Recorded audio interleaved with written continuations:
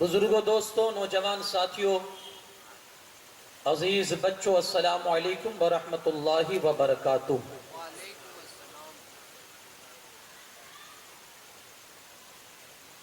الحمدللہ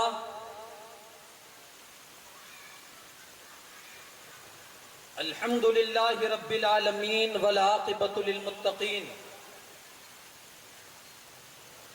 الصلاة والسلام علی سید الانبیاء والمرسلین وعلی آلہ الطیبین واصحابہ الطاہرین اجمعین، اما بعد۔ اعوذ باللہ من الشیطان الرجیم، بسم اللہ الرحمن الرحیم۔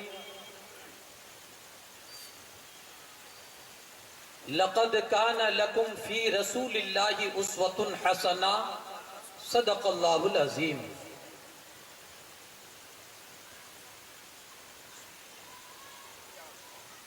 آئیے سب سے پہلے انتہائی عقیدت اور احترام کے ساتھ مختار کائنات، سرور انس و جاں، مالک ای و عام، آفتاب رسالت، مہتاب نبوت، کونین کی زینت، حضور احمد مجتبی محمد ارواحنا فدا صلی اللہ علیہ وسلم کی بارگاہ بے کسبنا میں عقیدت اور محبت کے ساتھ جھوم کر درود پاک کا ہدیہ پیش کر لے۔ اللہم صلی علی سیدنا شفیعنا نبینا مولانا محمد وبارک وسلم، صلاۃ و سلام دائما علیک یا رسول اللہ صلی اللہ تعالی علیہ وسلم۔ حدیث پاک میں ہے کہ جب کسی کے گھر کھانے کے لیے آپ جائیں دعوت پر، تو پھر آپ اس کا شکریہ ادا کریں، اس نے آپ کو دعوت دی، اور وہ شکریہ کس طرح سے ادا کریں گے؟ تو حدیث میں ہے کہ آپ اس کے حق میں دعا کرو۔ یہ شکریہ، آپ گئے، اس نے آپ کی دعوت کی، یہ اس کا احسان ہوا، تو اس احسان کے بدلے میں آپ کو اس کا شکریہ ادا کرنا ہے۔ اور شکریہ کا جو انداز ہے وہ کیا ہے کہ آپ اس کے حق میں دعوت کیجئے، دعا کیجئے، کیونکہ اس نے آپ پر احسان کیا۔ مجھے بتائیے، نبی پاک سے بڑھ کر ہم پر احسان کرنے والا اور کون ہے؟ جب ہم ایک وقت کا کسی کے گھر کھانا کھاتے ہیں تو اس کے لیے دعا کرتے ہیں، جن کے اتنے احسانات ہیں، تو کیا ان کی بارگاہ میں درود و سلام ہم نہیں پڑھ سکتے؟ تو ان کے احسانات کے سامنے ہمیں کیا کرنا چاہیے؟ درود پڑھنی چاہیے۔ کیونکہ حضور کا ایک فرمان ہے نا، میرا نام آئے مجھ پر درود نہ پڑھے بڑا بخیل ہے۔ بلکہ ایک روایت میں تو ہے، آپ درود یہاں بیٹھ کر پڑھیں گے نا، آپ کی زبان سے درود نکلا، وہی درود لے کر ایک فرشتہ اللہ کے رسول صلی اللہ علیہ وسلم کی بارگاہ پاک میں جاتا ہے، اور یوں جا کر عرض کرتا ہے، یا رسول اللہ صلی اللہ علیہ وسلم، فلاں جگہ سے فلاں کے بیٹے فلاں نے آپ کی بارگاہ میں درود پاک کا ہدیہ پیش فرمایا ہے۔ یہ خوش قسمتی کم ہے کہ ہم درود یہاں بیٹھ کر پڑھیں اور ہمارا نام حضور کی بارگاہ میں بولا جاتا ہو۔ جی لگا کر ایک بار درود پاک پڑھ لیں۔ اللہ رب محمد صلی اللہ علیہ وسلم، نحن عباد محمد صلی اللہ علیہ وسلم دائما ابدا ابدا۔ میرے آقا و مولا کائنات کے مختار آقا صلی اللہ علیہ وسلم کی بارگاہ ناز میں خراج عقیدت پیش کرتے ہوئے وقت کا امام کچھ یوں عرض کرتا ہے، سب سے اولا و اعلیٰ ہمارا نبی۔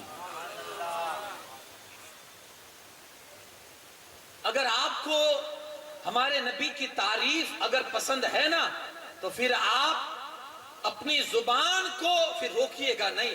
سب سے اولا و اعلیٰ ہمارا نبی، سب سے بالا و اعلیٰ ہمارا نبی۔ کون دیتا ہے دینے کو منہ چاہیے، دینے والا ہے سچا ہمارا نبی۔ کتنے تارے کیا خبر، کتنے تارے کھلے، پر نہ ڈوبے نہ ڈوبا ہمارا نبی، قرنوں بدلی رسولوں کی ہوتی رہی، چاند بدلی کا نکلا ہمارا نبی۔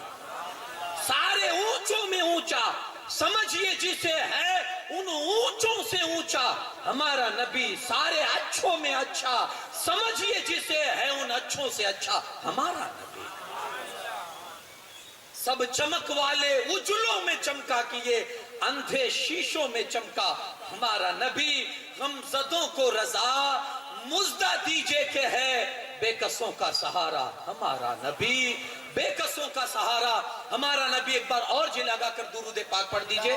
اللہم صلی علی سیدنا مولانا محمد طب القلوب و دوائها عافیت الابدان و شفائها وعلی آلہ وبارک وسلم، صلاۃ و سلام دائما علیک یا رسول اللہ صلی اللہ علیہ وسلم۔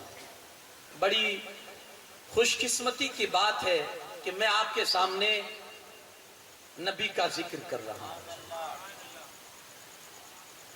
بہت لوگ ہوں گے جن کے پاس زبان ہوگی، جن کے پاس علم ہوگا، جن کے پاس سمجھ ہوگی، جن کے پاس استعداد ہوگی، قابلیت ہوگی، لیاقت ہوگی، بولنے کا ڈھنگ ہوگا، دستور ہوگا، سب کچھ ہوگا، لیکن سب میں سے اللہ نے آپ کے لیے رسول اللہ کا ذکر کرنے کے لیے مجھے چنا۔ یہ میری خوش قسمتی ہے۔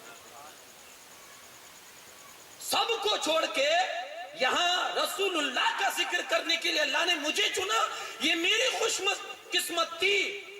اور بہت سارے لوگ ہوں گے جو اپنے گھروں میں بیٹھے ہیں، کوئی مارکیٹوں میں بیٹھا ہے، کوئی دکانوں پر بیٹھا ہے، کوئی بازار میں بیٹھ کر اپنا وقت گزار رہا ہے۔ ان سب سے ہٹ کر آپ کو آپ کے گھر سے نکال کر رسول اللہ کی مجلس میں اللہ نے پہنچا دیا، یہ آپ کی خوش قسمتی ہے۔ کبھی چھوٹا دل مت کیجئے گا، بلکہ یہ تصور کر کے یہاں بیٹھیے گا کہ 1 گھنٹہ بیٹھ گئے ہیں، ہو سکتا ہے رسول اللہ کے ذکر کے بدلے اللہ ہمارا وہ 1 گھنٹہ ہماری مغفرت کا سبب بنا دے۔ خدا را اس نیت سے آئے، اس نیت سے آئے۔ میں آپ کا 1 گھنٹے سے زیادہ نہیں لوں گا، اگر مجھے کمیٹی والے مجبور نہیں کریں گے میں نہیں لوں گا، میں بڑے وقت کی پابندی سے بولتا ہوں۔ آپ 1 گھنٹہ مجھے دیجئے، میں کوشش یہ کروں گا کہ اپنے نبی کی سیرت آپ کو بتا سکوں، ہمارے نبی ہے کیا، کیونکہ یہ چیز جاننا بہت ضروری ہے اگر آپ اپنے نبی سے محبت کرنا چاہتے ہیں، کیونکہ جب تک جانیں گے نہیں محبت نہیں پیدا ہوگی، جان جائیں گے خود بخود محبت آ جائے گی۔ سیرت بیان بہت سارے لوگ کرتے ہیں، رسول اللہ کی سیرت پر بیان بہت ہوتے ہیں۔ آج میں آپ کو سیرت بیان کرنے کا طریقہ بتانا چاہتا ہوں۔ ہم نے تو یہ سمجھ لیا ہے کہ یہ صرف مولانا لوگ کا کام ہے، سیرت بیان کرے، ہے نا، لیکن یہ ذمہ داری میں آپ پر بھی ڈالنا چاہتا ہوں۔ صرف عالم کی یہ کام نہیں ہے کہ وہی سیرت بتائے اور ہم سنتے رہیں۔ سیرت ہے کیا؟ سیرت بیان کرنے کے 2 طریقے ہیں۔ رسول اللہ کی سیرت کو بیان کرنے کے 2 طریقے ہیں۔ آج پوری گفتگو میں بس اس چیز کو سمجھاؤں گا، اور کوشش یہ کیجئے گا کہ یہاں سے اٹھنے کے بعد ہم میں سے ہر رسول اللہ کا امتی اپنے نبی کی سیرت ہر وقت بیان کرتا رہے گا۔ کوشش کیجئے۔ پہلا طریقہ، نبی پاک صلی اللہ علیہ وسلم کی سیرت بیان کرنے کا پہلا طریقہ یہ ہے کہ آپ اپنے ظاہر اور باطن پر رسول اللہ کی زندگی کا ایسا اثر اتاریے کہ آپ کے اندر حضور کی گفتار، رفتار، انداز، اخلاق، کردار، کیریکٹر اس طرح سے آ جائیں کہ دنیا کا کوئی بھی انسان آپ کو دور سے دیکھے تو وہ یہ پہچان جائے کہ کوئی غلام مصطفیٰ آ رہا ہے۔ پہلا طریقہ کیا ہے؟ حضور کی سنت اور سیرت کو اپنے سانچے میں لائیے، اپنے ڈھانچے میں لائیے۔ پہلا طریقہ یہ ہے، صرف بیان کرنا ہی سیرت بیان کرنا نہیں ہے، ہمیں اپنے انداز کے اندر بھی سیرت لانی ہوگی، اپنے کردار میں بھی سیرت لانی ہوگی، اپنی گفتار میں بھی سیرت لانی ہوگی، گفتگو کے انداز میں بھی سیرت لانی ہوگی، ہمیں چال ڈھال میں بھی رسول اللہ کی ادائیں لانی ہوگی، یہاں تک کہ اپنے کیریکٹر اور کردار میں بھی رسول اللہ کے اسوے کو لانا ہوگا۔ ہمیں یہ سیرت ہے، یہی سیرت ہے، اور یہ ہمیں سیکھنی ہے۔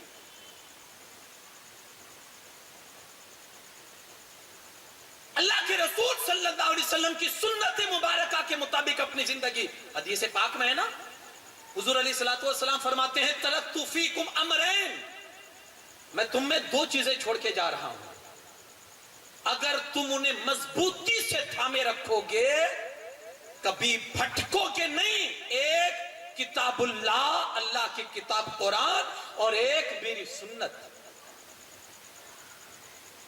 किताबुल्लाह भी जरूरी, सुन्नत मुस्तफा भी जरूरी, ये दोनों कहा जुड़े रहो, कभी गुमराह नहीं होगे। और एक हदीस में है अल्लाह के रसूल सल्लल्लाहु अलैहि वसल्लम फरमाते हैं जिसने मेरी सुन्नत से, किसी सुन्नत से मोहब्बत की उसने मुझसे मोहब्बत की, और जो मुझसे मोहब्बत करेगा जन्नत में अल्लाह उसे मेरा साथ नसीब फरमाएगा। गाड़ी भी सुन्नत मुस्तफा है, कभी मोहब्बत तो कीजिए, फिर देखिए नबी का साथ कैसे मिलता है। वो लिबास जो रसूलुल्लाह को पसंद था वो भी तो कभी अपनाए, फिर देखिए हुजूर का साथ कैसे नसीब होता है। तो ये हुजूर की सुन्नत के हिसाब से अपने ढांचे को आप अपनाइए, जमाना देखे पहचान जाए गुलाम मुस्तफा। ये सीरत है, ये नबी का प्रचार है, ये नबी की सुन्नतों को तरक्की देना है, नबी की सुन्नतों को फैलाना है, हुजूर के अखलाक को आम करना, ये सीरत है, ये मिलाद मुस्तफा, यही तो है। और क्या है सीरत बयान करना? तो पहला तरीका ये हुजूर की सुन्नत को आम करेंगे, अपने कैरेक्टर से, अपने वजूद से, अपनी जात से हम लोगों को दिखाएंगे कि ये मेरे नबी की जिंदगी का ये असर है जो आज आपको हमारी जिंदगी में नजर आ रहा है। ये बल्कि एक हदीस में हमारे और तुम्हारे आका सल्लल्लाहु अलैहि वसल्लम फरमाते हैं जिसने फसाद के वक्त, उम्मत में फसाद है, हर कोई सुन्नत को तोड़ रहा है, हर कोई सुन्नत को मुर्दा कर रहा है, हर कोई सुन्नत को छोड़ रहा है, उसमें अगर कोई मेरा उम्मती, हुजूर फरमाते मेरा उम्मती उठे और मेरी किसी एक सुन्नत को जिंदा करे, अल्लाह 100 शहीदों के बराबर उस बंदे को सवाब अता फरमाता है। 100 शहीदों के बराबर, कभी ये सवाब भी तो ले। सुन्नत के हिसाब से जिंदगी, आप सहाबा किराम की जिंदगी आप पढ़ सकते हैं, समझौता उन्होंने किसी मसले पर नहीं किया, सुन्नत के मामले में नहीं। किसी हजरते हुज़ाफा बिन यमान मुल्क फारस में किसी जगह दावत पर गए तो खाने के लिए बैठे थे, बड़े बड़े अमीर किस्म के लोग खाने के लिए बैठे थे, हाथ से लुकमा दस्तरखान पर गिर गया, हजरते हुज़ाफा बिन यमान के हाथ से लुकमा दस्तरखान पे गिर गया। सुन्नत क्या है? उठाइए, साफ कीजिए और खा लीजिए, ये रसूलुल्लाह सल्लल्लाहु अलैहि वसल्लम की सुन्नत है। शायद हमें शर्म आए, लोग क्या समझेंगे, इसको कभी मिलता नहीं है घर पे। हम तो यार ये मॉडर्न तालीम याफ्ता दौर के अंदर हमें पता नहीं क्या हो गया है कि हम किसके नक्शे कदम पर चल पड़े हैं। हम तो सोडा भी पीते तो उसमें थोड़ा सा छोड़ देते हैं ताकि लोगों को लगे कि खाते पीते घर का है। दुनिया को दिखाने के लिए अपने नबी की सुन्नत को छोड़ते हैं, कैसे तरक्की नसीब होगी। हुज़ैफा बिन यमान हाथ से लुकमा गिरा, उठाने लगे, जो बगल में साथी थे उन्होंने हाथ रोक लिया, क्या कर रहे हैं? कहा लुकमा उठा रहा हूं। कहा ये बड़े बड़े लोग हैं, इनको अच्छा नहीं लगेगा। कहा मैं अपने नबी की सुन्नत पर अमल कर रहा हूं, मेरे नबी का हुक्म है कि तुम नहीं जानते तुम्हारे प्लेट के कौन से दाने में बरकत है, तुम नहीं जानते, एक दाना मत छोड़ो, हो सकता है तुम गिरे हुए दाने को छोड़ दोगे, अल्लाह ने उसी में बरकत रखी हो, तुम्हें क्या मालूम, तुम छोड़ रहे हो। आज कितने बर्तनों में कितने दाने आज गटरों के नजर होते हैं, आज नालियों की नजर होते हैं, क्या ये हम नहीं, ये आज हम नहीं छोड़ते, प्लेटों को शैतानों के हवाले नहीं करते, दानों को शैतान की खुराक नहीं बनाते। हाथ रोका, हुज़ैफा बिन यमान ने कहा क्या कर रहे हो? कहा अपनी सुन्नत, अपने नबी की सुन्नत पर अमल कर रहा हूं, छोड़ हाथ, ये क्यों हाथ पकड़ रहे हो? कहा बड़े बड़े लोग हैं, उनको बुरा लग जाएगा। बड़ा तारीखी जुमला हजरत हुज़ैफा बिन यमान ने कहा था, कहा इन बेवकूफों की वजह से अपने आका की सुन्नत को नहीं छोड़ सकता। आज बाप रोकता है, सगाई नहीं होगी, आज माँ कहती है बड़ा नमाजी बनने चला है। खुदारा अपने माँ बाप को समझाओ, माँ एक वो भी थे मुसअब बिन उमैर कि जिनकी हालत ये थी कि जो लिबास एक मर्तबा पहन लेते थे پھر دوبارہ نہیں پہنتے تھے. ان کی حالت یہ تھی ایک مرتبہ خوشبو استعمال کر لی دوبارہ نہیں لگاتے تھے. مگر جب رسول اللہ کے دامن سے وابستہ ہوئے ماں نے نکال دیا. باپ مر چکا تھا. چچا نے کہا مصعب کیا کر رہے ہو؟ کہا جا رہا ہوں. کہاں؟ کہا رسول اللہ کے دامن سے وابستہ ہونے جا رہا ہوں. کہا جو تُو نے کپڑے پہنے ہیں نا وہ بھی تیری باپ کی دولت کے ہیں. کپڑے اتارے مادر زاد ننگے ہو کر رسول اللہ کے دامن میں آئے. حضور فرماتے مصعب کیا ہوا؟ عرض کرتے ہیں یا رسول اللہ جو کچھ باپ کا تھا چھوڑ کے آیا ہوں اور جو آپ کا ہے وہ آپ کے قدموں میں لا کر رکھتا ہوں. سبحان اللہ. یہ انہیں سمجھائے ماں ایسے لوگ بھی گزرے کہ رسول اللہ کے لیے انہوں نے سب قربان ننگے ہونا پسند کر لیا. ننگے ہونا. جنگ احد میں جب یہ شہید ہوئے نا مصعب بن عمیر تو ان کے کفن کے لیے کپڑا بھی نہیں تھا. رسول اللہ صلی اللہ علیہ وسلم رونے لگے یا اللہ تیری شان قدرت. یہ وہ بندہ ہے جو لباس ایک مرتبہ پہن لیتا تھا دوسری مرتبہ استعمال نہیں کرتا تھا. آج اس کے کفن کے لیے کپڑے بھی نہیں ہیں. اپنی ماں کو بتائیں کہ ماں جب وہ اپنے ماں باپ کو چھوڑ سکتے ہیں تو رسول اللہ کے لیے ہم آپ کی محبت بھی چھوڑ سکیں گے. یہ صحابہ کا کردار تھا. انہوں نے کسی مسئلے میں حضور کی سنت کے سامنے اپنی زندگی میں ہمیشہ حضور کی زندگی کو اپنا آئیڈیل چنا ہے. سمجھوتا اس مسئلے پر کبھی نہیں کیا. آپ ان کی زندگی کا انداز دیکھیں. حضرت عبداللہ بن عمر مدینہ سے نکلے مکہ جانے کے لیے تو بیچ راستے میں ایک جگہ اپنی سواری کو روکا اور نیچے اترے سواری سے اور ایک دور جگہ پر جا کر تھوڑی دیر بیٹھے جیسے آدمی پیشاب کرنے کے لیے بیٹھتا ہے. بیٹھے تھوڑی دیر بیٹھے پیشاب نہیں کیا. تھوڑی دیر بیٹھے پھر کھڑے ہوئے اور سواری پر آ گئے. ساتھ میں جو لوگ تھے انہوں نے کہا کہ حضور یہ کیا کیا آپ نے؟ یہ کون سا طریقہ تھا آپ کا؟ بیٹھے پیشاب نہیں بھی لگی پھر بھی آپ بیٹھے. تو کہتے ہیں میں ایک مرتبہ سفر میں رسول اللہ صلی اللہ علیہ وسلم کے ساتھ اسی جگہ سے گزرا تھا. رسول اللہ صلی اللہ علیہ وسلم نے اسی جگہ پر استنجا فرمایا تھا. مجھے اگرچہ استنجا نہیں لگا تھا پیشاب نہیں لگی تھی لیکن میں اپنے آقا کی سنت کو یاد کرنا چاہتا تھا اس لیے میں اترا اور اپنے آقا کی سنت کو میں نے ادا کر لیا. یہ تصور کبھی آدمی سوچ بھی نہیں سکتا ہے. اس حد تک حضور کی سنتوں پر عمل, اس حد تک رسول اللہ کی سنتوں کا احترام, اس حد تک حضور کی سنتوں کی پابندی. وہ تھے کہ جنہوں نے اپنی زندگی کے ہر سانچے کو مصطفیٰ کریم کی سنت کے سانچے میں ڈال لیا تھا. آپ دیکھیں حضرت ابوبکر صدیق رضی اللہ تعالیٰ عنہ کو کہ زندگی ایسی گزاری کہ رسول اللہ کا انداز اپنی زندگی میں لے لیا. پوری حضور کے اخلاق کریمانہ, حضور کی عادت و اطوار, حضور کی چال چلن, حضور کی ڈھال, حضور کے انداز گفتگو, ساری چیز ابو بکر نے اپنے سینے میں محفوظ کر لی. اور چلتے ایسے تھے جیسے رسول اللہ چلتے ہیں, بولتے ایسے تھے جیسے حضور بولتے ہیں, کیونکہ یہ بھی تو ایک سیرت ہے نا. لوگوں کو سیرت بیان کرنے کا یہ بھی تو انداز ہے نا آج. اور یہ صحابہ کے ذریعے یہ سیرت ہم تک پہنچی ہے. حضور کا انداز, حضور کے بات کرنے کا لہجہ, حضور کے چال چلن, حضور کے کھانے کا انداز, حضور کے کھانے کی مرغوب اشیاء, یہ ہم تک کیسے پہنچی؟ صحابہ ہی نے تو پہنچائی اپنے عمل کے ذریعے, اپنے کردار کے ذریعے. ایک طریقہ سنت اور سیرت کو عام کرنے کا یہ بھی ہے کہ آپ رسول اللہ کی سنت کو اپنے سانچے میں لائیں. جیسا حضور کرتے تھے ہم ویسا کریں. آپ دیکھیں حضرت ابو بکر صدیق کی زندگی. اللہ کے رسول صلی اللہ علیہ وسلم جب غار حرا میں تھے, فرشتہ آیا, پہلی وحی جب نازل ہوئی, اقرا بسم ربک الذی خلق, فرشتہ آیا اور اس نے دبایا آپ کو پکڑ کے اور کہا اقرا پڑھیے. حضور فرماتے مانا بقارئ, میں نہیں پڑھتا. 2-3 مرتبہ یہ بات چیت ہوئی تو انہوں نے کہا اقرا بسم ربک الذی خلق, تو حضور نے پڑھا. پھر وہ فرشتہ چلا گیا. حضور گھبرا گئے. گھبراتے ہوئے حضور اپنے گھر تشریف لائے غار حرا سے. تو حضرت ماں خدیجۃ الکبریٰ رضی اللہ تعالیٰ عنہ اس وقت حضور کے عقد میں تھی, حضور کی زوجہ محترمہ تھی. آئے, حضور نے آ کر کہا یا خدیجہ زمیلونی زمیلونی, خدیجہ مجھے چادر اڑاؤ, لقد خشیت علی نفسی, میری جان کا خطرہ ہے. عرض کرتی اصلہ ہوا کیا؟ کہا ایسا سا مسئلہ پیش آیا غار کے اندر. تو کہا عرض کرتے حضور گھبرائیے نہیں, آپ کا رب کلا واللہ ما یخزیک اللہ ابدا, آپ کا رب آپ کو کبھی رسوا نہیں کرے گا.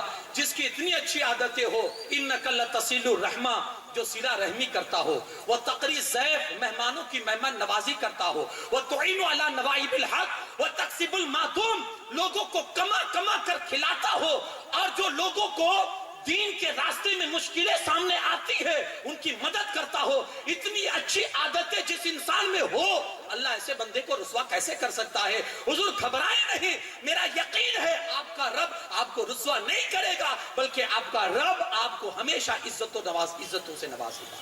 گھبرائے نہیں. اب یہ بات ہو گئی. حضرت صدیق اکبر, جب قوم نے آپ کو پریشان کیا, مکہ والوں نے, اسلام لائے, مکہ والوں نے پریشان کیا, اتنا پریشان کیا, نماز نہیں پڑھنے دیتے تھے, قرآن نہیں پڑھنے دیتے, اتنی پابندی کہ عاجز آ گئے, مکہ چھوڑ کے جانے لگے حبشہ کی طرف کہ اب یہاں نہیں رہنا. راستے میں ابن دغنہ نامی ایک شخص ملا جو مشرک تھا, مسلمان نہیں تھا. راستے میں ملا, کہا ابو بکر کہاں جا رہے ہو؟ کہا تیری قوم کے رہنے والوں نے, یہاں مکہ کے رہنے والوں نے مجھے یہاں میرا رہنا دو بھر کر دیا, مشکل کر دیا. اب سوچتا ہوں کہ کہیں دور علاقے میں نکل جاؤں اور اللہ اللہ کر کے اپنی زندگی گزار دوں. کہا ابو بکر تم جیسا آدمی مکہ چھوڑ کے جائے, ایسی اچھی عادت ہے؟ اس نے وہی جملے کہے جو حضرت خدیجہ نے حضور کی شان میں کہے تھے. میں آپ کو یہ بتانا چاہتا ہوں کہ صحابہ نے اپنے عمل سے نبی کی سیرت کا پرچار کیسے کیا تھا. حضرت خدیجہ نے آ کر اس کافر کو بتایا نہیں تھا کہ میرے نبی کی شان یہ ہے, لیکن ایک کافر جب ابو بکر کی شان بیان کرتا ہے تو وہی بیان کرتا ہے جو ماں خدیجہ نے رسول اللہ کی شان بیان کی تھی. کیا کہتا ہے ابو بکر, آپ جیسا انک لتصل الرحمہ, آپ تو صلہ رحمی کرتے ہو, وہ تکسب المعدوم, غریبوں کو کما کما کر کھلاتے ہو, وہ تعین علی نوائب الحق, مہمان نوازی کرتے ہو, اور حق کے راستے میں جو لوگوں کو تکلیفیں آتی ہو اس کی مدد کرتے ہو. یعنی جو صفتیں ماں خدیجہ نے ہمارے نبی کی بیان کی تھی, وہ کافر وہ ساری صفتیں, ساری خوبیاں ابو بکر کی شان میں بیان کر رہا ہے. مطلب یہ ہے صحابہ نے اپنے عمل کے اندر, اپنی زندگی میں مصطفیٰ کی سیرت کو ایسا لا لیا تھا کہ اب کوئی بھی دیکھتا تھا تو ان کو پتا چل جاتا تھا کہ یقیناً یہ کوئی غلام مصطفیٰ آ رہا ہے. میرے بھائیوں, یہ سیرت کا پرچار ہے. آپ سیرت پڑھتے ہیں, آپ سیرت سنتے ہیں, کبھی پرچار بھی تو اس انداز سے پرچار ہوتا ہے کہ آپ کی شکل و صورت کو دیکھ کر کوئی اندازہ لگا لے یہ کوئی مسلمان ہے, مصطفیٰ کا امتی ہے, رسول اللہ کا کوئی غلام ہے. یہ ہمارا کردار ہونا چاہیے, لیکن ہم نے یہ کردار چھوڑ دیا ہے. ہم اس میں بالکل زیرو ہو چکے ہیں. آج زمانہ بڑی تیزی کے ساتھ ہماری تہذیب کو, ہماری آئیڈینٹی کو, ہماری شناخت کو مٹا رہا ہے. آپ نہیں جان رہے ہیں. آج بڑی ایک پلاننگ کے تحت سازش چل رہی ہے کہ ان کی تہذیب مٹا دو تاکہ یہ واپس پھر دنیا پر ابھرنے نہ پائیں. ایک وقت تھا ہماری کوئی آئیڈینٹی تھی, لوگ ہمیں دیکھ کر مسلمان ہوتے تھے, ایک وقت تھا. لیکن آج کوئی بھی مسئلہ ہو, کوئی برائی کی بات ہو, بد اخلاقی کی بات ہو, تو وہاں سب سے پہلے مسلمان کا تذکرہ ہوتا ہے. یہ ہمارے لیے رونے کی بات ہے. مجھے یاد پڑتا ہے کہ ملک اندلس سے جب مسلمانوں کی حکومت جب گئی ملک اندلس سے,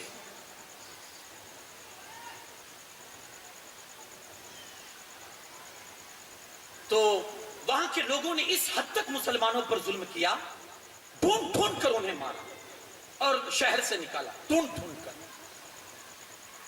کچھ مسلمان جو تھے وہاں چھپے چھپے, انہوں نے اپنا حلیہ چینج کر لیا, لباس بدل لیا, داڑیاں کٹوا ڈالی, ٹوپیاں اتار ڈالی, نام چینج کر دیے اور رہنے لگے.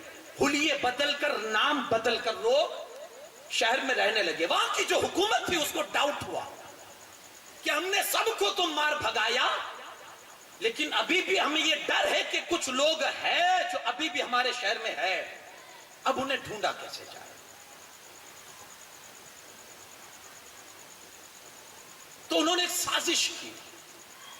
دیکھیے ہماری کل تک جو آئیڈینٹی تھی, ہماری شناخت تھی, ہماری جو پہچان تھی وہ کیا تھی, اور اس پہچان کے ذریعے مسلمانوں کو کیسے پہچانا جاتا تھا. آپ دیکھیں वहां का जो बादशाह था उसने कहा एक काम करो, किसी जगह चौराहे पर जहां 4 रास्ते मिलते हो पानी का एक मटका लगाओ और उस मटके से थोड़ी दूरी पर एक अपाहिज कोढ़ का मरीज, जिसको कोढ़ हो, कोढ़ी, उसको थोड़ी दूर पर बिठा दो और जो भी वहां से गुजरे उस कोढ़ी को समझा दो कि वो सबसे पानी मांगे। कोढ़ी जिसके उंगलियां वगैरह सब बीमारी की वजह से कट गई हो और जिसके बदन से स्मेल आ रही हो, बैड स्मेल, बदबू आती हो, लोग उसके पास जाना पसंद ना करते हो, ऐसे बंदे को उन्होंने बिठाया और दूर मटका रख दिया। प्लान क्या था? मुसलमानों को ढूंढना है शहर के अंदर। अब जो भी निकलता था, और उसने अपने जासूस चारों तरफ छुपा दिए थे, जो भी निकलता था वो कोढ़ी जो था वो पानी के लिए कहता था, यार पानी पिलाओ, यार पानी पिलाओ, प्यास लगी है, प्यास लगी है। जो कोई भी उस कोढ़ी को देखता था तो उससे घिन करने की वजह से उसकी बात नहीं सुनता था और आगे निकल जाता। एक बंदा आया जींस और पैंटलून में, शर्ट वगैरह में पहना हुए आया, तो इस कोढ़ी ने उसे भी कहा यार पानी पिलाओ। तो झट से गया और गिलास उठाया और पानी भरने लगा कि चारों तरफ से जो पुलिस जासूस के तौर पर छुपी हुई थी आई और उसको पकड़ लिया। कहा क्या मामला है, आप मुझे क्यों पकड़ रहे हैं? जानते हो पुलिस ने क्या कहा? तुम मुसलमान हो। सुने क्या कहा? तुम मुसलमान हो। उसने कहा नहीं, कहा नहीं तुम मुसलमान हो, कहा नहीं। उसने टोपी भी नहीं पहनी थी, उसने जब्बा और पैजामा भी नहीं पहना था, उसने उसके चेहरे पर दाढ़ी भी नहीं थी, उसके हाथ में कोई तस्बीह नहीं थी, उसका नाम भी इस्लामी नहीं था। फिर भी लोगों ने पहचाना कि तू मुसलमान है। गिरफ्तार करके जब बादशाह के सामने ले जाया गया, मजबूर करके जब उसको इसरार किया गया तो उसने कबूल कर लिया कि हाँ मुसलमान हूं। लेकिन एक सवाल मेरे जहन में उठता है, वो मुसलमान कहता है जब मेरी दाढ़ी नहीं थी, मेरा लिबास इस्लामिक नहीं था, मेरे चेहरे, मेरे सर पर टोपी नहीं थी, तुमने पहचाना कैसे? तब उस वक्त जो उन लोगों ने आइडेंटिटी बताई थी, जो पहचान बताई थी, वो कहता है बादशाह कि हमने जो वो मरीज, जो कोढ़ के मरीज को वहां बिठाया था ना और पानी का मटका बाहर रखा था, हमको पता था कि इस कोढ़ से और कोढ़ी से लोग नफरत करेंगे, लोग इसे बुरा समझेंगे।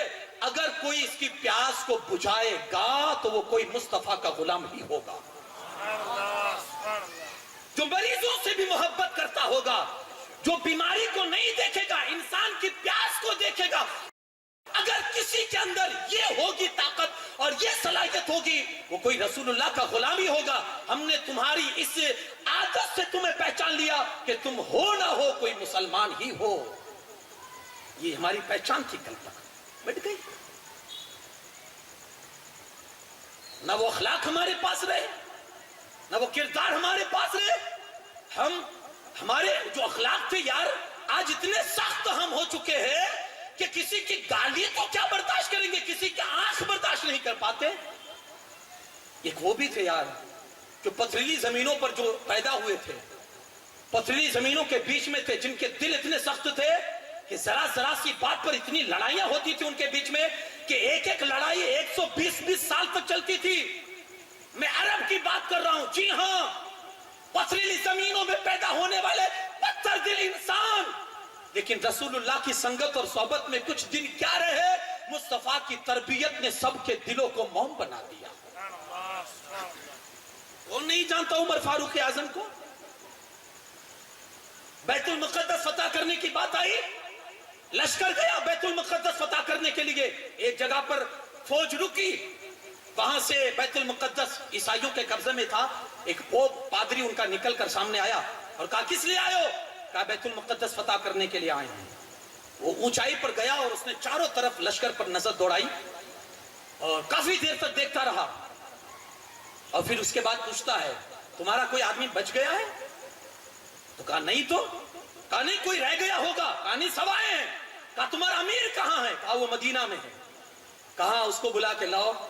अगर वो चेहरा जो हमारी किताबों में है, वो ईसाई कहता है अगर वो चेहरा जो तुम्हारा अमीर वहां है, अगर उसका वही चेहरा है जो हमारी किताबों में है, तो हमें लड़ने की जरूरत नहीं है, वो आएगा। अगर उसका चेहरा हमारी किताबों से मैच खाता होगा ہمیں لڑنے کی ضرورت نہیں ہے, ایسے ہی اس کے قدموں پر بیت المقدس کی چابیاں ڈال دیں گے. لوگوں نے حضرت عمر کو بتایا, مدینہ میں قاصد بھیجا. حضرت عمر فاروق اعظم ایک غلام کو لے کر نکلے, ایک سواری اور 2 آدمی. اب ایک سواری کے اوپر 2 آدمی بیٹھے تو یہ سواری پر ظلم ہے, وہ پتھریلی زمینوں سے گزرنا اور وہ اتنا لمبا سفر. بات طے یہ ہوئی, حضرت عمر نے یہ بات طے کی کہ تھوڑی دیر میں بیٹھوں گا, تم سواری کھینچو گے, تھوڑی دیر تم بیٹھو گے, میں سواری کھینچوں گا. انداز میں تبدیلی دیکھ رہے ہیں آپ. یہ کون تھے؟ عمر. یہ حضرت عمر ہے. رسول اللہ کی تربیت میں انداز میں کس قدر کروٹ دلائی ان کی زندگی میں. یہ عمر ہے, کیا کہہ رہے ہیں. اور ایک وقت وہ آیا جب بیت المقدس پہنچنے کے قریب ہوئے تو غلام کے بیٹھنے کی باری تھی, آقا کے چلنے کی باری تھی. سارے لوگ آ گئے, حضور ہم اس کو منا لے رہے ہیں اور آپ کا حق معاف کروا دے رہے ہیں, آپ بیٹھ جائیے, لباس اچھا پہن لیجئے, بڑے بڑے لوگ ہیں, شرمندگی ہوگی, عزت نہیں ہوگی, ہماری بے عزتی ہوگی. جلال میں آ گئے. تم کیا سمجھتے ہو عمر کو عزت اس کے کپڑوں نے دی ہے؟ تم کیا سمجھتے ہو عمر کو عزت اس کے روب و دبدبے نے دی ہے؟ نہیں نہیں, کل یہی عمر تھا 4 اونٹ اپنے باپ کے نہیں سنبھال سکتا تھا, آج 22 لاکھ مربع چوکور دنیا پر اکیلا عمر حکومت کرتا ہے. یہ صدقہ ہے میرے مصطفیٰ کے دامن.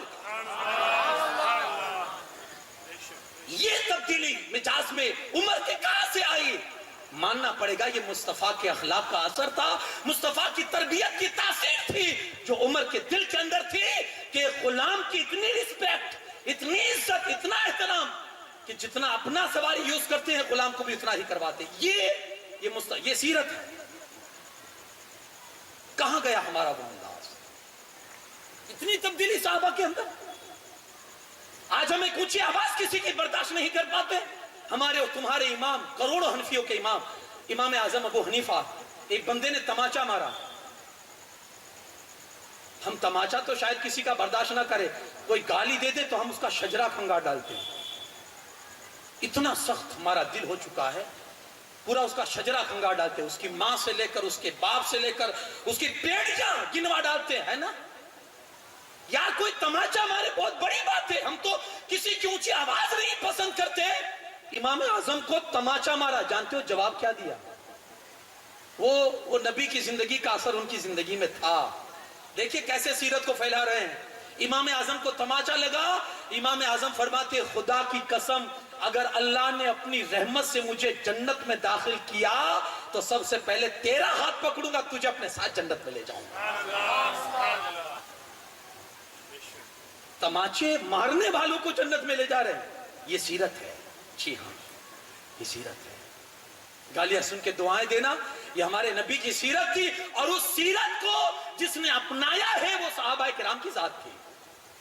خدا را یہ سیرت کا پرچار اس انداز سے کیجیے. آسان بن جائیے, لوگوں کے لیے نرم ہو جائے. یہ نبی کا یہ انداز ہے, یہ نبی کی زندگی کا یہ پہلو ہے. اپنے اندر نرمی لائیے یار. ہم بہت سخت ہو چکے, ہمارا تو لہجہ اتنا سخت ہے نا کہ اپنے ماں باپ کے سامنے بھی لہجہ نرم نہیں ہوتا ہے. بیٹا کہتا ماں تجھے سمجھ نہیں آئے گی. واہ, ماں کو سمجھ نہیں آئے گی. جب بول نہیں سکتا تھا, پیٹ میں درد ہوتا تھا, ماں سمجھ جاتی تھی. بھوک لگتی تھی, روتا تھا, ماں سمجھ جاتی تھی. سر میں درد ہے, رونا شروع کیا, بولتا تھا بھی نہیں, تب بھی ماں باپ سمجھ جاتے تھے. آج بولنا کیا آ گیا کہ اسی ماں باپ کو کہتا ہے باپ تجھے سمجھ نہیں آئے گی, ماں تجھے سمجھ نہیں پڑے گی. ارے ظالم, سمجھ تو تب بھی تیرے ماں باپ جاتے تھے جب تو بول نہیں سکتا تھا, اور آج نہیں سمجھیں گے. اتنی سختی. میٹھا بولیے, نرمی لائیے اپنے اندر. بہت سخت ہو چکے ہم, بہت سخت ہو چکے یار. کچھ تو نرمی لائیے. جب تک نرمی نہیں لائیں گے بات نہیں بنے گی. مجھے ایک واقعہ یاد آیا کہ کسی جگہ مسجد کا کام شروع تھا, تو بیچ کام کے اندر رقم گھٹ گئی.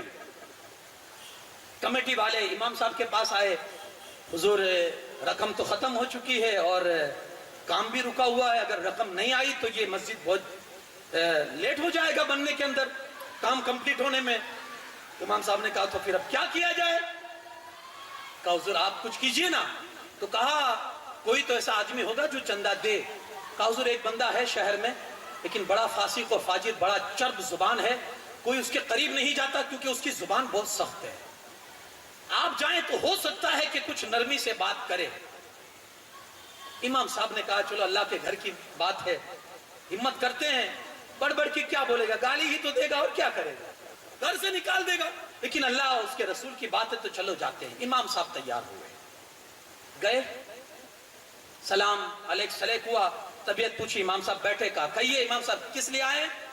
तो कहा वो मस्जिद का चंदा घट गया था, काम रुक गया है, अगर आप कुछ मदद कर दे, 3 लाख रुपए की जरूरत है तो अल्लाह आपका भला करेगा। मस्जिद अल्लाह का घर है, आप उसका घर बनाएंगे, वो आपका घर बनाएगा।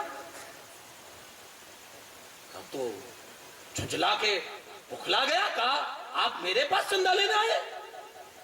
वैसे पहले ही से आपकी मस्जिद के माइक ने मुझे परेशान करके रख दिया है, ना सोने देते ना चैन से बैठने देते आपकी मस्जिद के माइक, मुझसे आप चंदा लेना है। यहां रुक कर एक बात अर्ज करूं, कहीं कहीं हम बहुत सख्त हो जाते हैं माइक के मसले में, जहां जरूरत नहीं होती ना वहां भी हम बहुत चीखते हैं।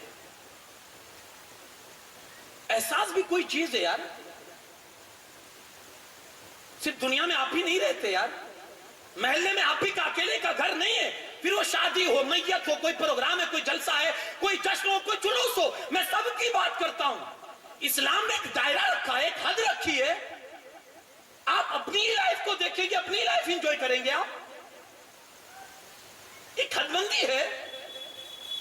कहीं कहीं माइक के मसले में चाहे आप नात पढ़ते हो, तकरीर करते हो या कोई कसीदा पढ़ते हो, एक हद है।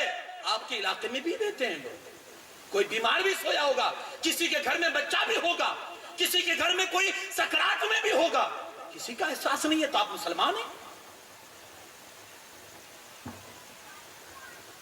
सुने मेरे आका की जिंदगी।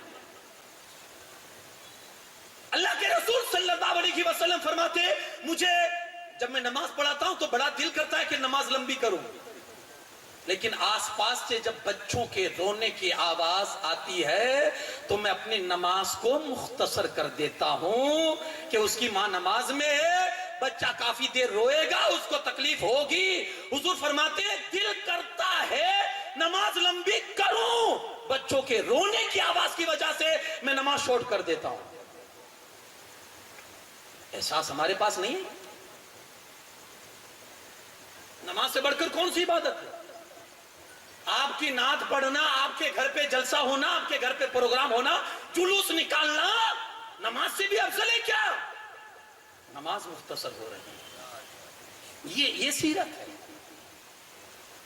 ये एहसास कब पैदा करेंगे तो मेरी बात और साइड निकल जाएगी। मैं ये अर्ज कर रहा था कि उस भड़का वो कहा इमाम साहब मैं पहले से आपके मस्जिद के माइक से परेशान हूं और आप चंदा लेना गए। इमाम साहब ने समझाया देखो यार अल्लाह के घर की बात है, और हदीस पाक में है कि मन बना मस्जिदन लिल्लाह बनल्लाहु लहू बैतन फिल जन्नह, जो दुनिया में अल्लाह का घर बनाता है अल्लाह जन्नत में उसके लिए घर तैयार फरमा देता है। कहा तू 1 देगा अल्लाह 10 देगा। बहुत फजीलत मस्जिद की सुना इमाम साहब ने। वो गुस्से में था, इमाम साहब से कहता ठीक है हाथ बढ़ाइए मैं देता हूं। इमाम साहब ने हाथ बढ़ाया ना तो उसने हाथ पर थूक दिया। अब इमाम का किरदार देखिए आप, इमाम का अखलाक देखिए। हाथ पर उसने थूक दिया। इमाम साहब ने हाथ आगे लाए और सीने पर आकर कपड़े से हाथ को साफ कर लिया। दूसरा हाथ बढ़ाया, इमाम साहब ने दूसरा हाथ बढ़ाया और कहते हैं कि जो पहले हाथ में दिया वो तो मेरी मदद थी, इस हाथ में अल्लाह की मदद रख दे। ये तो तूने मुझे दिया थूक, ये तो मुझे दिया, अब अल्लाह को क्या देता है? बस इतनी बात कहनी थी, कदमों पे गिर गया। इमाम साहब बोलिए कितनी रकम चाहिए? कहा 3 लाख रुपए। कहा नहीं पूरी मस्जिद के लिए कितनी चाहिए? कहा 8 लाख रुपए। घर में जाता है 8 लाख रुपए लेकर आता है। कहा इमाम साहब ये रखिए, आइंदा कभी भी जरूरत आ जाए पड़ जाए मेरा दरवाजा आपके लिए खुला है। ये ताकत कौन सी थी? ये नरमी की ताकत थी कि जिसने फासिक इंसान को मजबूर कर दिया अल्लाह की राह में देने से। नरम बन जाइए। आपकी नरम मिजाजी लोगों को मजबूर कर देगी आपके सामने झुकने पर। यार हैरत होती है ना, तोता जानते हो, तोता परिंदा है ना, तोता मिर्ची खाकर भी मीठा बोलता है, और इंसान मीठा खाकर भी कड़वा बोलता है। हैरत की बात नहीं? अंदाज बदल गया, नरम लहजा अपने अंदर लाइए। अल्लाह के रसूल सल्लल्लाहु अलैहि वसल्लम की बारगाह में एक जमात आई हुजूर से गुफ्तगू करने के लिए। पहले जब हुजूर ने दावत दीन का काम शुरू किया तो अलग अलग इलाकों से टोलियां आती थी, जमातें आती थी हुजूर के पास दीन सीखने के लिए। एक जमात आई और हुजूर अलैहिस्सलातु वस्सलाम से गुफ्तगू फरमाई। तो उनमें से एक आदमी खड़ा होता है, या रसूलुल्लाह सल्लल्लाहु अलैहि वसल्लम, क्या बात है कि जहां आप पैदा हुए हैं हम भी वहीं पैदा हुए, जिन गलियों में आपने परवरिश पाई है उन्हीं गलियों में हमने भी परवरिश पाई है, जिस तरह से आपकी तरबियत हुई है हमारी तरबियत भी ऐसी हमको लग रही है। जो जुबान आपकी है अरबी, वही जुबान तो हमारी भी है, लेकिन जो बात आपकी बात में है वो बात हमारी बात में क्यों नहीं है? समझे आप? जो बात आपकी बात में है कि बोलते हैं परिंदे रुक जाते हैं, सहाबा खामोश हो जाते हैं, एक बार आप बोल देते हैं कोई आपका बन के रह जाता है, ये बात हमारे अंदर क्यों नहीं है? मेरे आका सल्लल्लाहु अलैहि वसल्लम फरमाते हैं, लोगों सुनो, ये सब मेरा कमाल नहीं, मेरी तालीम और तरबियत खुद मेरे पाक परवरदिगार ने फरमाई है। अंदाज बदलिए, नरम बन जाइए लोगों के लिए। लहजा वो अपनाइए जिस लहजे से आपके लहजे से रसूलुल्लाह सल्लल्लाहु अलैहि वसल्लम की सीरत की झलक नजर आती हो। आप बोले, लोगों को लगे कि मुस्तफा का दीवाना बात कर रहा है। तो सीरत का ये पहलू शायद आपको याद रहेगा, पहला पहलू सीरत का जो मैंने आपके सामने रखा। इस सीरत के इस पहलू को आप देखें, साहबा किराम का किरदार क्या था और किस अंदाज से साहबा किराम दीन की तबलीग और रसूलुल्लाह की सीरत को, हुजूर के उस्वा को लोगों के सामने रखते थे। आज हम और आपको भी ये जरूरत है, सिर्फ तकरीरों से दीन नहीं, हमारे किरदार से भी दीन फैलना चाहिए। हमारी बातों से, हमारे अखलाक से, हमारी आदतों से, हमारे किरदार से, हम जिस अंदाज से हमारे अखलाक व अतवार से दीन फैलना चाहिए। आप किसी के साथ धोखा ना करें, क्योंकि रसूलुल्लाह सल्लल्लाहु अलैहि वसल्लम किसी के साथ धोखा नहीं करते थे।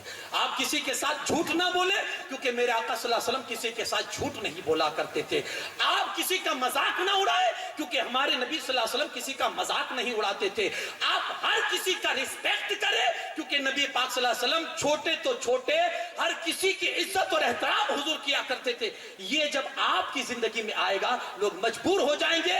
आप समझ लीजिएगा, इस्लाम की शक्ल सूरत लोगों को दिखाएंगे। अपने इस किरदार से सुधारिए, अपने वजूद को इस्लामिक बनाइए। हमारे लिए रोना यह है ना कि हम सही मानों में इस्लाम का नक्शा भी लोगों को नहीं दिखा सके।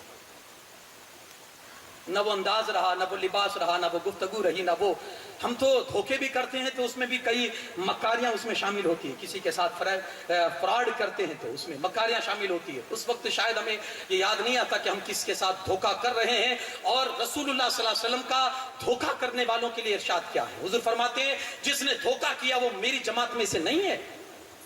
एक सहाबी जिन्होंने एक ऊंट बेचा, खरीदार जो था उसने ऊंट ले लिया और जाने लगा। साहबी को याद आया, रोका, कहा रुकिए, क्या बात है? कहा ये आपने ऊंट किस लिए खरीदा? कहा भाई सौदा हो चुका। अब ये डिटेल पूछने की क्या बात है कि किस लिए खरीदा? आप भी अपनी दुकान पर बैठते हैं, कोई सामान लेने आता है तो आप पूछते हैं किस लिए लेना आए हो? आपका काम बेचना है, आपने बेच दिया। बल्कि हम तो कोशिश ये करते हैं कि जल्दी से निकले सामान, बुराई हो, ऐब हो, नुकसान हो तो ग्राहक से छुपा रहे। हम तो बचाने की कोशिश करते हैं कि जाहिर ना हो जाए। साहबी ने रोका, भाई रुको, क्या मसला है? कहा ये ऊंट आपने किस लिए लिया? कहा भाई सौदा हो चुका है आपको। कहा नहीं, बताइए किस लिए लिया? अगर दूध पीने के लिए मेरा ऊंट लिया है या काट कर खाने के लिए, गोश्त के लिए लिया है तो बेस्ट है, बेहतर है। और अगर सवारी के लिए लिया है तो ये अच्छा नहीं है, तो फिर आप मुझे वापस कर दीजिए। वो साहबी कहते हैं, मैंने हज करने के लिए یہ اونٹ خریدا ہے، تو کہا گھر چلیے، جو آپ نے رقم ادا کی ہے وہ رقم واپس لے لیجئے۔ وہ صحابی حیرت سے منہ تکتے رہ گئے، کہا یار سودا ہو چکا تھا، رقم مل چکی تھی، تمہارا اونٹ میں نے قبضہ کر لیا تھا، اب تم نہ بھی بتاتے تو سودا تو ہو گیا تھا، میں لے کے بھی نکل گیا تھا، تم نے بتایا کیوں؟ سنے وہ صحابی کیا کہتے ہیں، صحابی کہتے ہیں دراصل بات یہ ہے کہ مصطفیٰ کا غلام ہوں، بات یہ ہے کہ آقا کا غلام ہو، اور میرے آقا فرماتے ہیں اگر دھوکہ دے کر اپنا مال بیچو گے اللہ کے فرشتے تم پر لعنت برسائیں گے، میں فرشتوں کی لعنت کا شکار نہیں بننا چاہتا۔ یہ صحابہ کی زندگی کا ایک اثر تھا جو حضور کی زندگی سے انہوں نے حاصل کیا۔ اللہ کے رسول صلی اللہ علیہ وسلم کے ایک صحابی حضرت ابو ہریرہ رضی اللہ تعالیٰ، ایک آدمی کو دودھ میں پانی ملاتا دیکھ رہے تھے، دودھ میں پانی ملا رہا ہے تو رونے لگے، حضرت ابو رونے لگے، کسی نے دیکھا پوچھا آپ کیوں رو رہے ہیں؟ تو کہا وہ دودھ میں پانی ملا رہا نا اس لیے رو رہا ہوں۔ تو کہا وہ ملا رہا ہے آپ کو کیا تکلیف ہے؟ تو کہا جو عذاب میں نے سنا ہے نا وہ عذاب سوچ سوچ کے رو رہا ہوں کہ یہ عذاب برداشت کر پائے گا۔ اتنے میں وہ دودھ والا بھی آ گیا، حضور کیا بات ہے؟ تو اس کو بتایا، تو کہا حضور عذاب کیا ہے؟ تو کہا جب قیامت کے دن اللہ کے سامنے جائے گا نا تو اللہ تیرے سامنے یہی دودھ رکھے گا اور اللہ فرمائے گا کہ دودھ اور پانی کو الگ الگ کر، دودھ پانی کو الگ الگ کر۔ اس نے کہا حضور یہ تو ممکن نہیں ہے۔ تو کہا تیرا جہنم سے نکلنا بھی ممکن نہیں ہے، تیرا دوزخ سے نکلنا بھی پھر ممکن نہیں ہے۔ وہ اخلاق تھے صحابہ کرام کے۔ حضور علیہ السلام نے جس انداز سے صحابہ کی تربیت فرمائی تھی تو انہوں نے اپنی زندگی کے اندر حضور کی وہ زندگی کو لے آئے۔ زمانہ دیکھتا تھا تو دیکھ کر وہ یہ مجبور ہو جاتا تھا کہنے پر کہ یہ رسول اللہ کا غلام ہے۔ سیرت بیان کرنی ہے صرف ہم نہیں کریں گے، آپ کو بھی کرنی ہے کہ آپ اپنے کردار سے بتائیے کہ ہم مصطفیٰ کے غلام ہیں۔ بولیے کوشش کریں گے انشاءاللہ۔ کم سے کم یہ 12 دن تو ہمیں یہ لگنا ہی چاہیے کہ ہم رسول اللہ کی امتی۔ ہماری تو حالت یہ ہے کہ ہم 12ویں شریف میں بھی ہم لباس نہیں بدل پاتے، رونے جیسی بات نہیں ہے، وہاں بھی ہم کو لوگوں کو دکھانا ہوتا اپنی فیشن کہ ہماری یہ خوبصورتی ہے۔ ارے یار اس چاند جیسی خوبصورتی والے آقا کے سامنے ہماری خوبصورتی کیا ہے؟ اور جس کو بھی خوبصورتی نصیب ہوئی ہے مصطفیٰ کے صدقے میں ملی ہے۔ اگر آج میرے بھائیو چاند میں جب مصطفیٰ کی بات آئی نا، چاند بہت خوبصورت ہے، لوگ مثالوں میں چاند کی خوبصورتی پیش کرتے ہیں کہ اس کا چہرہ تو 14ویں کے چاند کی طرح چمکتا ہے، لیکن جب حضور کی انگلی اٹھی نا تو اس نے اپنی خوبصورتی کو قربان کر دیا۔ آج آپ بھی اگر رسول اللہ کے لیے، اپنے رسول کے لیے اگر اپنی خوبصورتی کو نہیں دیکھیں گے نا، ویسے خوبصورتی تو اسی میں ہے، اپنے حساب سے اپنا جو دماغ میں جو بھوسا بھرا ہوا ہے نا کہ ہم ماڈرن دور کو اسی کو خوبصورتی، مغربی تہذیب کو ہم خوبصورتی تصور کرتے ہیں، حالانکہ خوبصورتی تو اسی میں ہے کہ بندہ رسول اللہ کی زندگی کو اپنے سانچے میں لا لے۔ اس سے بہتر خوبصورت اور کوئی نہیں ہوگا۔ تو پہلی چیز سیرت بیان کرنے کی بات لمبی ہو گئی، وہ یہی ہے کہ آپ اپنے انداز سے بتائیے کہ ہم مصطفیٰ کے غلام ہیں۔ آپ کا انداز ایسا ہونا، یہ سیرت ہے، سمجھ گیا آپ؟ یہ سیرت ہے۔ میں نے بزرگوں کے اقوال اور بزرگوں کی زندگی آپ کے سامنے۔ دوسرا طریقہ سیرت بیان کرنے کا، اور وہ یہ ہے کہ جہاں کہیں بھی موقع ملے، کوئی بھی وقت ہو، کوئی بھی مجلس ہو، کوئی بھی جگہ ہو، آپ بار بار ہر جگہ مصطفیٰ کریم کا ذکر کرتے رہیے، جہاں بھی موقع ملے۔ وہ ذکر نہیں بند ہونا چاہیے آپ کو، جہاں بھی موقع ملے رسول اللہ کا ذکر عام کرتے رہیے۔ حضور کا ذکر جتنا عام ہوگا سمجھ لیجئے حضور کی سیرت کا پرچار ہوگا۔ اور صحابہ نے یہی ہم صحابہ کی زندگی سے ہمیں میسج ملا۔ صحابہ کرام جگہ جہاں بھی ہوتا رسول اللہ کا ذکر، ہر وقت رسول اللہ صلی اللہ علیہ وسلم کا ذکر کرتے رہتے۔ صحابہ کرام کی یہ عادت کریمہ تھی، آپ دیکھیں بلکہ اللہ خود رسول اللہ کا ذکر کرتا ہے۔ یہ ذکر سنت الہی ہے۔ آپ قرآن پڑھیے نا، پورا قرآن اگر آپ دیکھیں تو ذکر مصطفیٰ میں ہے، نعت مصطفیٰ ہے۔ اگر تبت یدا ہو تو وہ بھی نعت مصطفیٰ ہے، قل هو اللہ احد ہو تو وہ بھی نعت مصطفیٰ ہے۔ قرآن اللہ نے نعت مصطفیٰ میں اتارا۔ تو ذکر مصطفیٰ جب بھی وقت ملے کرتے رہیے۔ آپ کو میں ایک دو مثالیں دوں اس کی۔ ایک بزرگ حضرت صحابی حضرت عمر ابن عاص، وہ کہتے ہیں کہ جب میں اسلام نہیں لایا تھا نا،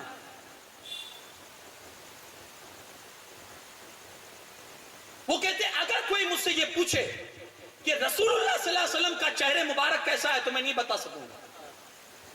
حضور کی شکل مبارک کیسی ہے، وہ کہتے ہیں میں نہیں بتا سکوں گا. لوگوں نے پوچھا یہ کیوں؟ تو کہا جب میں مسلمان نہیں ہوا تھا نا تو سب سے زیادہ جس سے مجھے نفرت تھی وہ رسول اللہ صلی اللہ علیہ وسلم تھا. میں کبھی ان کے چہرے کی طرف بھی نہیں دیکھتا، اتنی نفرت تھی مجھے، شدت کی نفرت تھی. میں کبھی حضور کی طرف نہیں دیکھتا تھا. اور جب مسلمان ہو گیا تو اس چہرے سے زیادہ مجھے کوئی پسند تھا ہی نہیں. جب مسلمان نہیں ہوا تھا تو میں دیکھتا ہی نہیں تھا نفرت کی وجہ سے، اور جب مسلمان ہو گیا تو اس چہرے سے زیادہ عزیز میرے نزدیک کوئی چہرہ تھا نہیں. لیکن مسلمان ہونے کے بعد میں نے کبھی بھی نظر بھر کے رسول اللہ کو نہیں دیکھا، کیونکہ میری آنکھ ٹکتی ہی نہیں تھی رسول اللہ کے چہرے پر. حضور کے رعب کی وجہ سے، حضور کے جلال کی وجہ سے میں دیکھ ہی نہیں سکتا تھا. اس لیے اب کوئی بھی مجھ سے پوچھے نا تو میں رسول اللہ کا چہرہ نہیں بتا. یہ صحابہ اس انداز سے رسول اللہ کا ذکر کرتے تھے.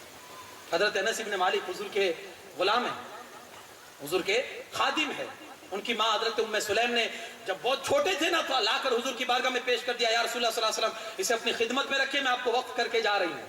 اب وہ بچپن ہی سے حضور کے خادم ہے، جہاں بھی رسول اللہ صلی اللہ علیہ وسلم جاتے ہیں تو یہ ساتھ ہی ساتھ میں چلتے ہیں، ساتھ ہی ساتھ میں جاتے ہیں. ایک دن کہتے ہیں کہ انصاری کے گھر پہ رسول اللہ صلی اللہ علیہ وسلم کی دعوت ہوئی. میں بھی گیا، ساتھ میں خادم جو تھا. دعوت میں گئے تو اس انصاری نے سوکھا ہوا گوشت بنایا تھا گریوی کے ساتھ، سوکھا ہوا گوشت، اور اس گوشت کے اندر انہوں نے کدو شریف ڈالے ہوئے تھے، جس کو ہم لوکی کہتے ہیں، دودھی، اس میں ڈالے ہوئے تھے. اللہ کے رسول صلی اللہ علیہ وسلم جب کھانے کے لیے بیٹھے نا تو حضور اس کٹورے میں سے لوکی کو، دودھی کو تلاش کر کر کے کھاتے تھے. میں نے جب رسول اللہ صلی اللہ علیہ وسلم کے انداز کو دیکھا نا تو میں نے پھر نکالنا شروع کیا، اور میں نکال کر دودھی رسول اللہ صلی اللہ علیہ وسلم کے سامنے پیش کرتا رہا، کیونکہ مجھے لگ گیا کہ رسول اللہ صلی اللہ علیہ وسلم کو یہ چیز پسند ہے.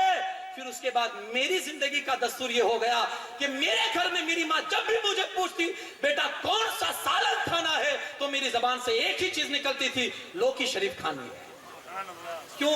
رسول اللہ کو پسند تھا،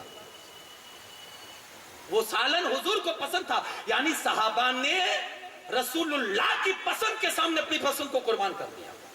یارو عادتیں نہیں بدلی جاتی، عادتیں نہیں بدلی جاتی. صحابہ نے حضور کے لیے اپنی عادتوں کو بدل دیا تھا. یہ بھی ایک سیرت کا پہلو ہے، اور اس انداز سے بھی اسلام کی خدمت ہو سکتی ہے. صحابی اللہ کے رسول صلی اللہ علیہ وسلم کی بارگاہ میں حاضر ہوئے، سلام کیا، حضور نے چہرے مبارک گھما لیا، سلام کا جواب نہیں دیا. تو بڑے سخت پریشان ہوئے کہ آج حضور علیہ الصلوۃ والسلام ناراض ہیں مجھ سے. تو جس طرف حضور نے رخ کیا تھا، رخ انور، وہ صحابی اس طرف آئے اور وہاں جا کر سلام کیا. اللہ کے رسول صلی اللہ علیہ وسلم نے اب بھی جواب نہیں دیا اور وہاں سے چہرہ گھما کے اس طرف کر لیا. پریشان ہے، 3 مرتبہ سلام ہوا، جواب نہیں ملا. تو اپنے ساتھیوں سے پوچھتے ہیں آج حضور علیہ الصلوۃ والسلام اتنے سخت مجھ سے ناراض کیوں ہیں، اتنے سخت مجھ سے ناراض کیوں ہیں؟ تو کسی صحابی نے کہا تمہارے ہاتھ میں سونے کی انگوٹھی ہے نا، اس لیے لگتا ہے حضور تم سے ناراض ہے. مرد کے لیے سونا حرام ہے، وہ رات والا سونا نہیں، آج ہی سے آپ جاگنا شروع کر دیں. نہیں، وہ گولڈ جسے کہتے ہیں، سونا چاندی والا سونا مرد کے لیے حرام ہے. پھر آپ کی شادی ہو یا سگائی ہو، ہے نا. حضور کے لیے اتنا تو کر سکتے ہیں نا کہ میرے رسول کو پسند نہیں ہے تو وہ چیز ہم نہیں لا سکتے اپنی زندگی میں. اگر آپ آج رسول اللہ کے لیے قربانی دیں گے نا تو پھر انشاءاللہ اللہ اس رسول کے صدقے آپ کو جنت عطا کرے گا نا. تو وہاں پھر سونا ہی سونا ہے، سونا ہی سونا ہے. تھوڑی تو قربانی دیجیے یار، قوم کو دکھانے کے لیے، پریوار کو دکھانے کے لیے، لوگوں کو خوش کرنے کے لیے. میرا گلا بڑا اچھا لگتا ہے جب میں چین پہنتا ہوں. اب تو لوگوں کی عجیب صورت ہے کہ جب چین بھی پہنیں گے تو 2 بٹن کھول کے پہنیں گے تاکہ لوگوں کو لگے کہ بڑا یہ کیپیبل آدمی لگتا ہے. اس کو یہ نہیں لگتا کہ رسول اللہ صلی اللہ علیہ وسلم کتنا سخت ناراض ہو رہے ہوں گے قبر انور میں. لوگوں کو خوش کرنے کے لیے اپنے رسول کے دل کو تکلیف پہنچائے آدمی، وہ بھی تھوڑی دیر کی خوشی کے لیے لوگوں کی. اور لوگ کس کو اچھا کہیں گے یار؟ یہی ہے جو آپ کے منہ پر آپ کا سونے کا لوکیٹ دے کر آپ کی تعریف کریں گے، لیکن تھوڑا سا ہٹنے کے بعد پھر وہی لوگ آپ کی برائی کریں گے. مال دیا ہے تو دکھاوا کتنا کرتا ہے ان کے لیے، جن کا سامنے الگ منہ ہے پیچھے الگ منہ ہے، ان کو دکھانے کے لیے آپ پہنتے ہیں. اللہ کے رسول صلی اللہ علیہ وسلم نے منہ پھیر لیا. صحابی نے کہا یہ آج حضور ناراض کیوں ہے؟ کہا لگتا ہے تمہارے جو ہاتھ میں انگوٹھی ہے سونے کی، حضور اسی سے ناراض ہوں گے اور اسی وجہ سے شاید حضور علیہ السلام نے اپنا چہرہ گھما لیا ہے. صحابی نے فوراً انگوٹھی نکالی اور انگوٹھی پھینکی. مجلس لگی ہے، چلی. مجلس جب ختم ہوئی سارے صحابہ اٹھ کر جانے لگے، وہ صحابی بھی اٹھے اور چلے نکلے. تو ایک صحابی نے کہا اب تو انگوٹھی اٹھا لو، تمہارے لیے حرام ہے، تمہاری بیوی کے لیے تو حرام نہیں ہے نا، جا کر اپنی بیوی کو دے دو، قیمتی چیز ہے، سونا ہے. تو کیا کہتے وہ صحابی؟ سنو، کہتے ہیں جس چیز کو میرے آقا نے ناپسند کر کے پھینک دیا، اب میری غیرت یہ گوارا نہیں کرتی کہ اس چیز کو میں اٹھا لوں. یہ صحابہ کی یہ اس طرح سے صحابہ کرام حضور کا تذکرہ کرتے تھے اور حضور کی محبتوں کو بتاتے تھے کہ یہ محبت ہے. اس طرح سے بھی رسول اللہ کی سیرت بیان ہوتی ہے. جہاں بھی موقع ملے حضور کی سیرت بیان کرے، جہاں بھی وقت ملے. صحابہ کرام یار کس انداز سے رسول اللہ صلی اللہ علیہ وسلم سفر میں ہے تو حضور کی یاد، حضر میں ہے تو حضور کی یاد، مکہ میں تھے تب بھی رسول اللہ کا ذکر ہے، مدینہ میں ہے تب بھی رسول اللہ کا ذکر ہے. جہاں موقع ملا، جہاں فرصت ملی. جب بلکہ مجھے حضرت ابو بکر صدیق کا ایک واقعہ یاد آ گیا. اللہ کے رسول صلی اللہ علیہ وسلم نے اپنی انگوٹھی نکال کر حضرت ابو بکر کو دی. یہ تفسیر کبیر میں یہ واقعہ ہے. تو کہا ابو بکر اس میں اللہ کا نام لکھا کے آؤ، نقش کرا کے آؤ. گئے اور جا کر نقاش جو ہوتے ہیں بیل بوٹے بنانے والے جو انگوٹھیوں پر نقش بناتے ہیں، تو اس سے جا کر کہا کہ اس انگوٹھی پر لا الہ الا اللہ محمد الرسول اللہ یہ ذرا لکھ دیجیے. حضور علیہ السلام نے کتنا کہا تھا لکھنے کے لیے؟ اللہ کا نام، لا الہ الا اللہ. حضرت ابو بکر نے کتنا نام لکھوایا؟ لا الہ الا اللہ محمد الرسول اللہ. لیکن جب انگوٹھی لینے گئے، ڈیلیوری کا ٹائم آیا، انگوٹھی لینے گئے تو کیا دیکھتے ہیں کہ اس میں تو لکھا ہے لا الہ الا اللہ محمد الرسول اللہ ابو بکر صدیق، یعنی تینوں لکھے ہوئے ہیں. تو اللہ کے رسول صلی اللہ علیہ وسلم نے انگوٹھی دیکھی، کہا ابو بکر یہ میں نے تو ایک ہی کہا تھا اللہ کا نام، یہ تم نے میرا نام بھی لکھوا دیا اور اپنا نام بھی لکھوا دیا. عرض کرتے یا رسول اللہ صلی اللہ علیہ وسلم میں نے میرا نام تو نہیں لکھوایا لیکن آپ کا نام میں نے ضرور لکھوایا ہے. کہا کیوں؟ کہا یا رسول اللہ صلی اللہ علیہ وسلم میں نے مناسب نہیں سمجھا کہ جہاں خدا کا ذکر ہو رسول اللہ کا ذکر نہ ہو. خدا کا ذکر کرے، ذکر مصطفیٰ نہ کرے، ہمارے منہ میں ہو ایسی زبان خدا نہ کرے. صحابہ کا انداز تو یہ تھا، جہاں خدا کا ذکر وہاں مصطفیٰ کا ذکر. وہ چھوڑتے ہی نہیں، وہ چکتے ہی نہیں تھے. جہاں موقع ملا رسول اللہ کا ذکر شروع کر دیتے تھے. تو یہ بھی ایک میلاد بھی ہے اور سیرت بھی ہے. اس انداز سے بھی آپ جہاں بھی ہو رسول اللہ کا ذکر ہے. اور یہ صحابہ کی سنت مبارکہ ہے. تو حضرت ابو بکر نے حضور میں نے مناسب نہیں سمجھا اللہ کے نام سے آپ کے نام کو جدا کروں. تو کہا ابو بکر اپنے نام کو کیوں لکھوایا؟ یا رسول اللہ صلی اللہ علیہ وسلم میں قسم کھا سکتا ہوں کہ میں نے اپنا نام نہیں لکھوایا. اتنے میں جبرائیل امین بارگاہ رسالت میں حاضر ہوتے ہیں. عرض کرتے یا رسول اللہ صلی اللہ علیہ وسلم ابو بکر نے خدا کے نام کے ساتھ آپ کا نام جدا کرنا پسند نہیں کیا تو خدا نے آپ کے نام کے ساتھ ابو بکر کا نام جدا کرنا پسند نہیں کیا. یہ وہ ہے جو اللہ کے نام کے ساتھ کبھی ذکر مصطفیٰ الگ نہیں کرتے تھے. ان کا ذکر عام ہو ہی جائے گا، شاد ہر ناکام ہو ہی جائے گا. تو ذکر مصطفیٰ کرتے رہے. یہ وہ غذا ہے نا کہ انشاءاللہ جب آپ کریں گے نا تو انشاءاللہ سکون ملے گا آپ کو. جتنا ہمارے نبی کا نام لیں گے نا آپ دیکھیں سکون ملے گا، سکون کی دولت ملے گی. بلکہ میں ایک واقعہ آپ کو بتاؤں.